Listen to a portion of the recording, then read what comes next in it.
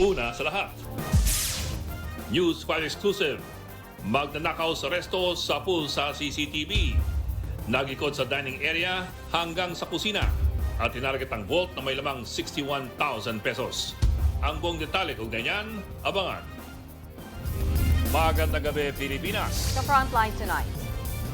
Senate President Alan Peter Cayetano pinagre-resign ng Senate Minority Bloc. Total, di naman daw sila pumapasok sa Senado. Konsensya at kung mahiya pa sila, kung hindi singkapal ng adobe ang mga mukha nila, vlogger na po yata si Senator Cayetano. Dahil sa inasal niya sa Kamara, Kiko Barzaga pinatalsik bilang kongresista. Pagpasa ng sakdal kay Senator Jinggoy Estrada, hindi natuloy dahil sa kanyang mga hiling. Habang si dating Public Works Secretary Manuel Bonoan humiling ng hospital arrest. Mali-maletang dokumentong sagot ni VP Sara Duterte sa kanyang impeachment case. Wala naman daw laman, ayon sa ilang House prosecutors. At Ariana Grande nagbumulto sa bago niyang music video. Decide who you are, and I can see right through. Ooh, like shadows on the moon, so bad.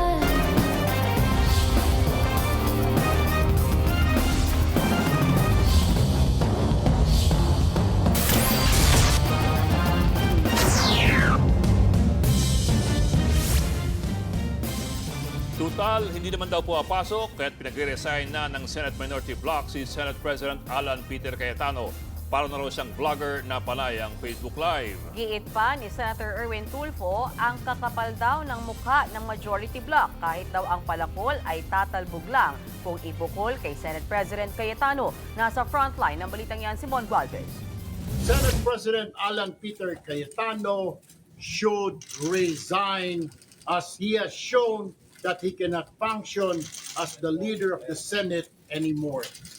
Sa pangunguna ni Senador Erwin Tulfo, nanawagan ng Senate Minority Bloc na magbitiw na si Senator Alan Peter Cayetano. Kasunod yan ng hindi pagdulumuli ng majority bloc sa sesyon ngayong araw. Boycott nga. Yesterday, mali na pa. Real talk lang tayo. Nagalit sila dahil hinuli si Senator Jinggoy. Iniisa-isa daw sila. I know that they have one there, si Senator Marcoleta, pero I don't know if it's going down. Si Senadora Risa Ontiveros, binanatan ang panawagan ni Cayetano na makiisang minorya sa pag-boycott sa pag-aresto kay Senador Jinggoy Estrada. At maling-mali pa yung sinabi niya kahapon na let the Senate go quiet. Ang Senado ay dapat boses ng mamamayan. Kung bubusalan niya at hindi niya bibigyang daan yung boses ng Senado alang-alang sa mamamayan, talagang hindi na siya karapat-dapat mamuno dito. Pero hindi tulad kahapon na halos gabihin na sila kahihintay na abisuhan na sila ng medyo mas maaga na walang majority na sisipot sa plenaryo. Buo darating, sir. Habang nasa plenaryo ang Solid Block 11, naka-Facebook Live naman si Senate President Cayetano. Kayo ang nami-personal, so let me ask the 11 minority who's asking me to resign now. Well, kahit na isang oras, binigyan niyo ba ako ng chance? Bakit nga ba hindi dumadalo ang mayorya sa sesyon? Git ni Cayetano, nag-walk out sila pero sa tamang paraan. Pero gagamitin po nila yung numbers dahil po dun sa hindi makapasok si Senator Bato at dahil kinulong nila si Senator Jinggoy, tapos tinatakot yung iba namin mga kasama na susunod na kayo, tapos hihintayin kung may event or hindi pwedeng isa namin kasama or nag-CR lang, tapos papalitan nila yung mga miyembro ng committee. So ngayon po ang majority, ginagamit din po ang rule sa tama, morally, legally. Agad naman niyang tinabla ni Ontiveros. Hindi po namin hinahadlangan magpatuloy ang anumang pagdinig ng komite basta nasa tamang paraan. Sa nauna pa niyang Facebook Live, kinumpirma rin ni Cayetano ang isiniwalat ni Senator Jinggoy na inalok siya ng minority na mag-over the bakod. So alam ko for a fact na totoo na binabargain ang kanyang kaso. I am a witness. Narinig ko yung mga offer sa kanya. Wala ka ng kaso, huwag ka lang kakalas. The minority senators knows this, so stop lying. Sinagot naman ni Senator Erwin ang akusasyon na tinatakot nilang majority sa gitna ng kinaharap nilang kaso. Ano naman ang kinalaman ng Senado sa Ombudsman? Ano naman ang kinalaman ng mga senador sa Sandigan Bayan? Kaya ba diktahan si Boying Remulla, Ombudsman Remulla? You cannot. Kaya ba namin diktahan yung mga Sandigan Bayan Justices? Abay, nakakawalang respeto naman po at galang yun. Mensahe pa nga niya kay Cayetano. Konsensya at kung may hiya pa sila, kung hindi singkapal ng adobe ang mga mukha nila, vlogger na po yata si Senator Cayetano. May hamon din si Senator Raffy Tulfo kay SP Alan. Inaabot ko si Alan Peter Cayetano, kung matapang ka, pumunta ka dito bukas, otherwise wag ka. Sakit yan, imbis na pumasok siya rito, itong si SP Alan, sa Facebook siya, papasok. You know, this is not a radio or TV program. This is not entertainment. This is the Senate of the Philippines. So we have to be more professional. Kung hindi ka lang Tulfo at kung hindi lang Tulfo si kapatid mong si Erwin, at sinumbong ko na kayo kay Tulfo Sa huli, iginit ni Cayetano na willing siya magbitiw basta buo pa rin ang majority 13. Siya magsalita. Inimbitahan niya rin ang minority para pag-usapan ng muling mag-iimbestiga sa flood control scandal. Dahil naman sa hindi matuloy-tuloy na sesyon, maraming panukalang nakatenga. Kabilang ang Magna Carta para sa mga barangay health worker, anti-hospital detention bill, at nakabinbin din ang pag-aproba ng Filipino citizenship sa film wrestler na si Matthew James Ramos at San Miguel import Benny Boatwright. Nagbabalita mula sa frontline, Mon Gualvez, News 5. Bumuelta si Senador Ping Lacson sa paninisi ni Senator Rodante Marcoleta sa hindi raw pagprotesta ng minorya sa pag-aresto kay Senator Jinggoy Estrada. Ang sabi ni Marcoleta, damdamin niya ang namayani nung suportahan sa pagsuko si Senador Jinggoy Estrada kahapon. Minaliit daw silang masyado. Wala rin daw ginawa ang minorya ng sigawan ni Interior Secretary John Vic Remulla si Senate President Alan Peter Cayetano sa issue ng pag-aresto kay Jinggoy. Ang sagot ni Lacson, kasalanan raw ba ng minorya na hindi sila nagprotesta? Laking pasasalamat pang araw nila dahil hindi binigwasan ni Remulla si Cayetano dahil sa asal niya kahapon. Nagpatutsadahan din sina Senator Robin Padilla at ML Party List Representative Laila De Lima. Ayon kay Padilla, magkaiba raw ang sitwasyon ni Senador Bato de la Rosa at si De Lima. Si De Lima ay konektado raw sa mga drug lord, habang si De la Rosa ay konektado sa pag-neutralize ng mga drug lord. Ang belta ni De Lima, huwag siyang idamay sa baluktot na naratibo ng senador. Matatandang sumuko ang Noy Senador na si De Lima kaugnay ng drug case, pero pinawalang sala rin kalaunan. Nagtatago naman si De La Rosa na naharap sa kaso kaugnay sa droga sa war on drugs sa ICC.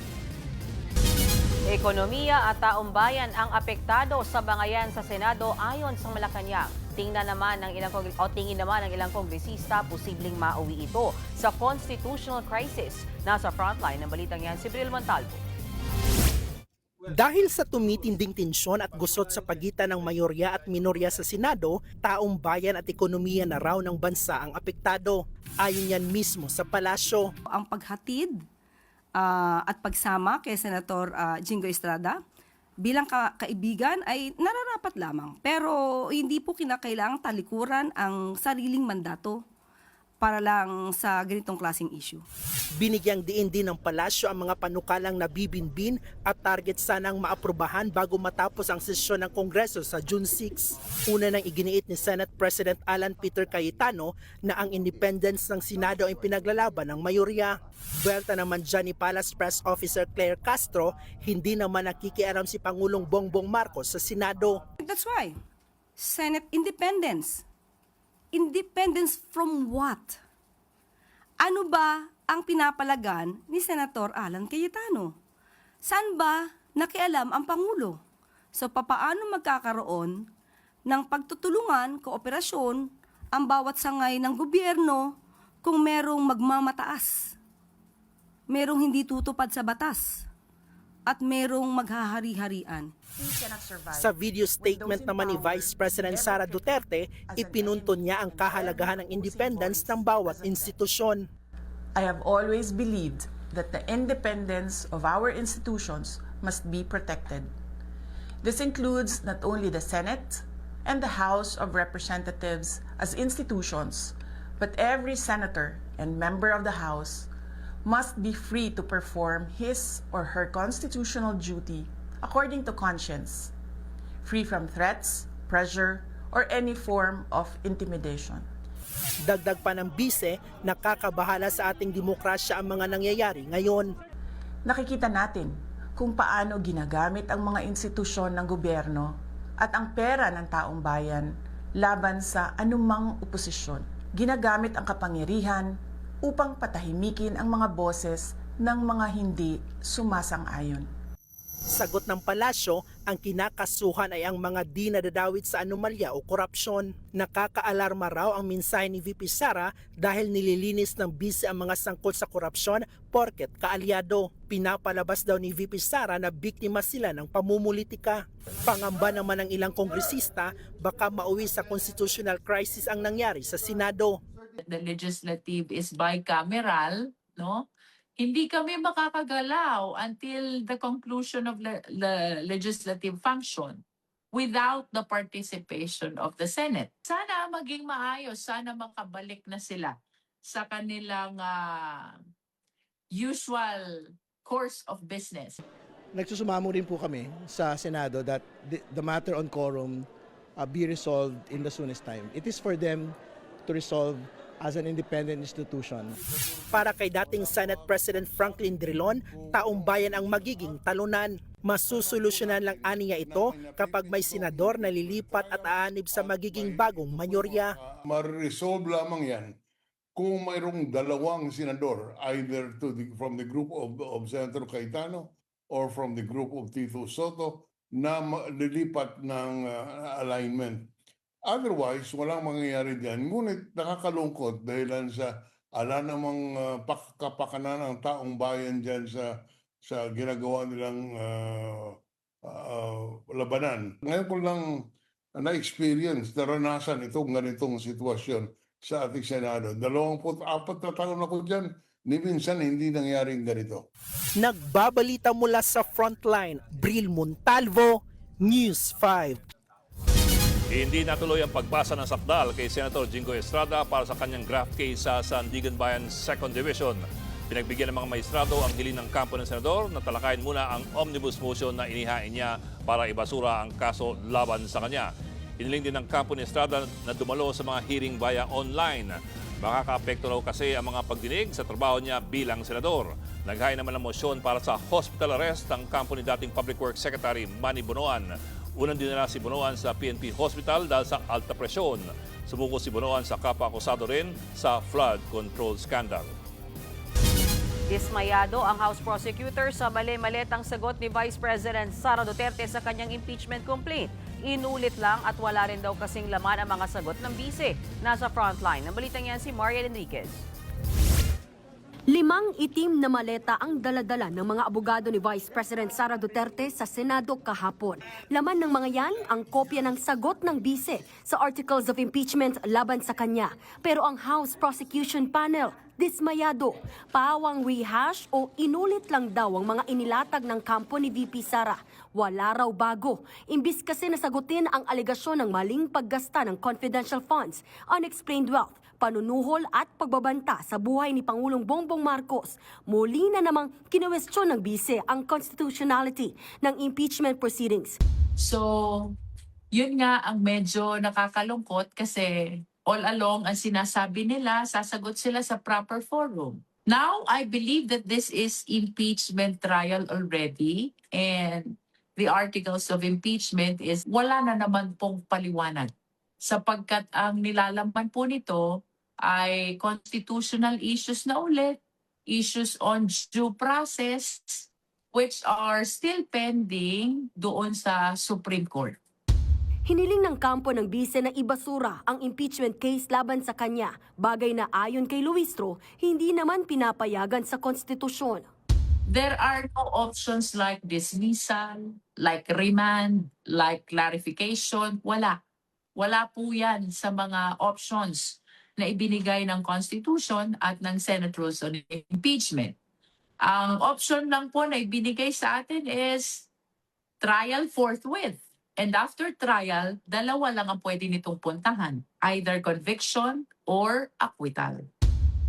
Maging si House Prosecutor at Bicol Saro Party List Representative Terry Ridon, dismayado sa sagot ng kampo ng bise. May pasaring pa siya sa pamaleta ng mga abogado ni VP Sara. Medyo maganda yung maleta nila. Hindi ba? At well, ito ay maletang walang laman dahil katulad ng sabi ko nga, parang wala naman ho silang sinagot, point per point. Iginiit naman ni mamamayang Liberal Party List Representative Leila De Lima na pag-iwas pa rin sa paglilitis ang pinakabuod ng tugon ng bise. Ipinunto niyang hindi nagpakita sa mga pagdinig ang bise at ngayon ay ipinababasura ang impeachment case ng hindi man lang napakinggan ang mga testigo o ebidensya. Nanindigan si Luistro na hindi paglilitis o mini-trial ang kanilang isinagawa, kundi clarificatory hearings lamang. Paano natin sasabihin may probable cause kung hindi tayo magko-conduct ng clarificatory hearing? How are we going to test the allegations, whether they are correct or otherwise, if we will not be exercising our compulsory process? Ayon kay Luistro, wala pa silang natatanggap na official notice mula sa Senate Impeachment Court para sa formal na pagsisimula ng paglilitis sa July 6. Aniya, umaasa raw sila na wala ng dahilan para hindi ito matuloy. Nagbabalita mula sa Frontline, Marian Enriquez, News 5. Sa pulsa CCTV, ang panloob sa isang restaurant sa Naik, Cavite. Bigo nga lang silang sirain ang vault ng kainan, kaya't yung vault mismo ang kanilang tinangay. Nasa frontline na balita ngayon si Deva Buel exclusive. Sa pulsa CCTV ang pag-akyat ng lalaking yan sa bakod ng isang restaurant sa Naik, Cavite nitong Biyernes. Maya-maya nakunan na ang lalaki sa dining area. Pagdating niya sa kusina, ginalaw niya ang CCTV camera hanggang sa masira ang recording. Pero sa isa pang kuha ng CCTV sa kitchen area, ibinaba ng lalaki ang saklob niya sa ulo. Makalipas ang ilang minuto, makikita na siya habang pilit na binubuksan ng isang vault. Umupo na ang kawatan sa sahig habang hirap na hirap siyang sirain ito. Dahil bigong mabuksan, kumuha na lang ng lalagyan ng lalaki at binitbit ang mismong vault. Base sa investigasyon, 61,000 pesos nakita ng restaurant ang laman nito. Nakita at nakausap pa raw ng gwardya ng kainan ang 32 anyos na sospek. Tinanong niya kung anong ginagawa ng sospek doon. At yun nga po, sinabi ng sospek na nangangalakal. Nung pagka-report po ng witness natin sa owner is agad namang bumalik yung owner para i-review yung CCTV. At doon niya nga po nalaman na ang sospek is dati po palang naggawa ng electrical wirings nila sa restaurant. Agad na natunton at naaresto ang sospek. Nabawi naman ng vault pero halos 4,000 piso na lang ang natirang cash. Tumanggi nang magsalita sa aming kamera ang sospek na hawak na ng Naik Municipal Police Station. Mahaharap siya sa kasong robbery. Nagbabalita mula sa Frontline, Dave Abuel, News 5. Showbiz tonight na tayo. It's a taste story. Si Taylor Swift ang kakanta para sa original soundtrack ng Toy Story 5. Kinumpirma yan ng Grammy Award-winning singer na sa X. Ang title, I Knew It, I Knew You. Ayon kay Taylor, dream niya na talaga magsulat for Toy Story as a fan since 5 years old. This Friday na ilalabas ang soundtrack. Showing naman na sa June 17 ang Toy Story 5 sa mga sinihan sa bansa. Susunod, Kiko Barzaga, landslide na nakuha ang boto para patalsikin siya bilang kongresista. At napanood mo ba ang multong version ni Ariana Grande? Magbabalik pa ang Frontline Tonight.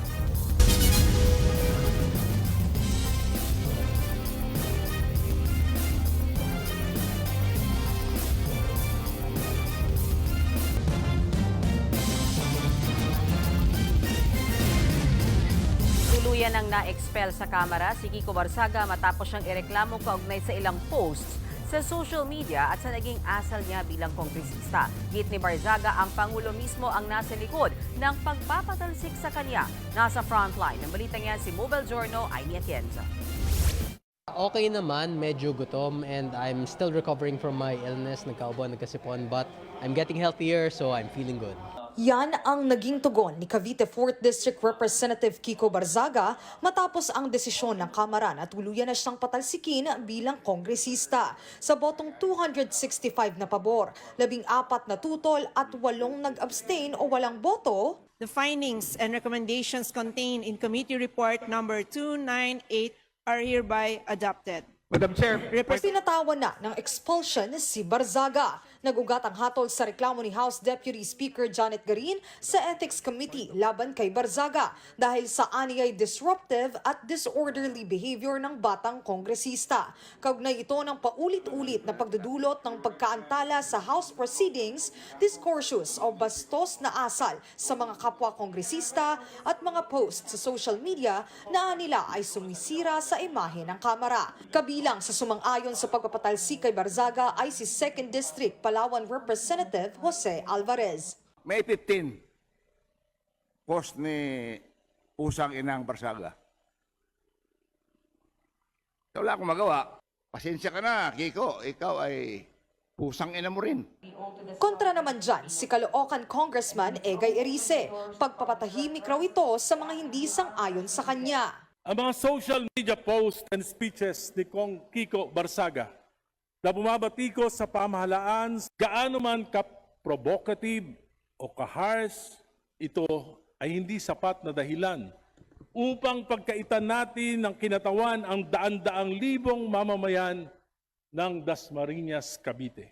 Tila di naman ininda ni Barzaga ang pagkaka-expel sa Kamara, pero naninindigan daw siya sa mga naging pahayag niya laban sa Kongreso at sa buong gobyerno. Hirit pa niya, may kinalaman si Pangulong Bongbong Marcos sa pagpapatalsik sa kanya. Utos talaga ito ng Malacanang at kung hindi sila susunod, baka matanggalan sila ng budget. Nang matanong kung ano ang pruweba niya, wala naman siyang mapresenta. Sa ngayon, may mga nagpapayo raw sa kanyang questionin ito sa korte. Well, ang sabi kasi, there are plenty of people referring me to, na I refer ko sa Supreme Court. I have no plans yet. Wala ka pang desisyon, pero it's open. Well, I'm open to everything. Magugunitang bago ma-expel ay 2 beses nang pinatawan ng 60-day suspension si Barzaga dahil sa kaliwat ka ng reklamo laban sa kanya. Inireklamo rin si Barzaga ng kanyang mga dating kasamahan sa National Unity Party dahil sa alegasyon ng umano'y pagtanggap ng suhol sa negosyanteng si Enrique Razon. Pero bago pa ma-expel, tila alam na ni Barzaga ang mangyayari sa kanya. Kanina, namamaalam siya sa kanyang mga kasamahan sa Kamara pero may hirit ng pang-aasar. So it's my last day in Congress. Okay. So I'm saying my goodbyes to my fellow colleagues at sinasabi ko sa kanila, huwag na masyadong magnakaw.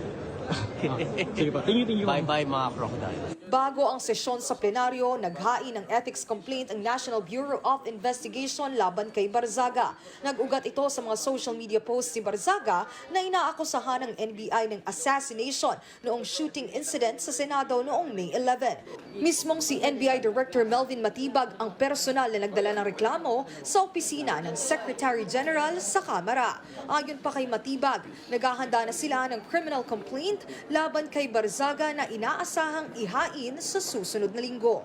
Nagbabalita mula sa Frontline, Mobile Journal Amy Atienza, News 5.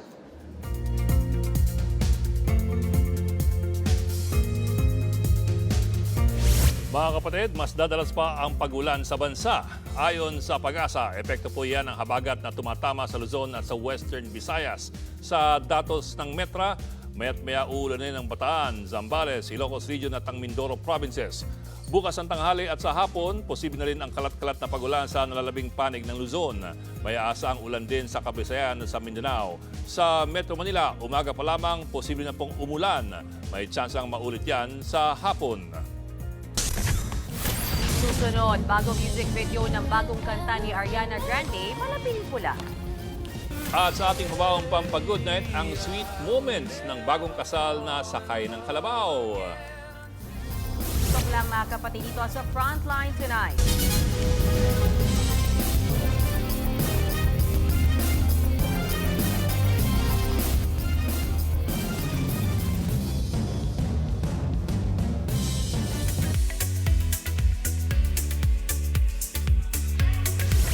Mala horror ang peg ng music video ni Ariana Grande para sa latest single niyang Hate That I Made You Love Me.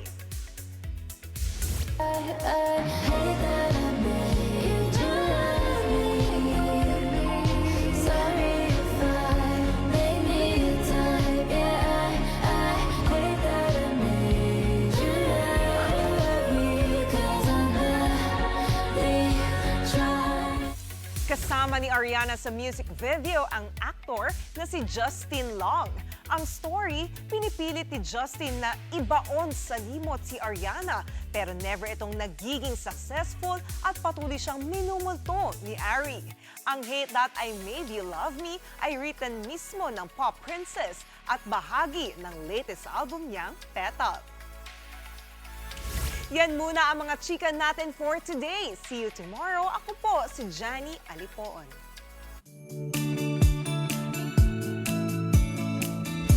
At para man sa ating pabaong Pampa-Good Night, may sweet and unforgettable moment ang bagong kasal sa Ifugao. Kalabaw ang sinakyan nila para sa kanilang happy ever after.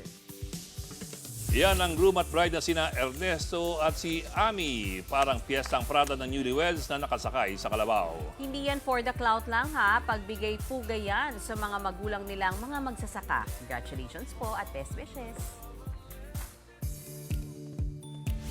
Cute naman. Oo.